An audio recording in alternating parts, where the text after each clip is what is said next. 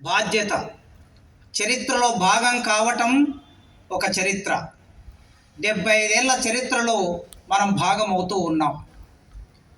1930లో ఈ దేశానికి సంపూర్ణ స్వరాజ్యం కావాలని ఒక తీర్మానం చేసింది భారత జాతీయ కాంగ్రెస్. దానికి ముందు ఈ నేల మీద ఒరిగిపోయిన మనుషులెందరూ. మీ అందరికీ తెలుసు, జలియన్ వాలాబాగ్, పంజాబ్ రాష్ట్రంలో జలియన్ వాలాబాగ్, అమృత్సర్ పట్టణంలో ఒక తోట.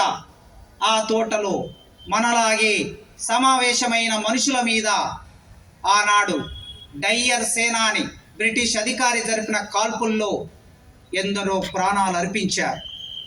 ఆ కాల్పులకు కారణమైన డయ్యర్ను బ్రిటిష్ ప్రభుత్వం గౌరవించింది. ఆ గౌరవిస్తున్న సందర్భంలోనే ఆ డయ్యర్ను అంతమొందించాలనుకున్న వీర యోధులు. ఒక కవి రాశాడు, ఎక్కడి కోతవు తెల్ల కొడుక నీ వేడ దాగినా వదిలిపెట్టనని ఎత్తిన పిస్తోలు ఎదల దాచినవు, నావనెక్కినవు, ఏరు దాటినవు, ఎల్ల దాటినవు, కొడుక నీవిక తలుసుకోరని తల్లిని తండ్రిని దేశం వాని గురిపెట్టి గుండెల్లో కాల్చినవు, పట్టినట్టి పగ తీర్చుకున్నవు, ఉద్దాం సింగు వీరుడా అని రాశాడు కవి. అట్లాంటి వీరులు ఎందరో ఈ దేశం మీద ఒరిగిపోయారు. స్వాతంత్రం వచ్చింది, దేశాన్ని పరిపాలించుకోవాలి. దానికోసం క్యాబినెట్ మిషన్ ప్లాన్ వచ్చింది.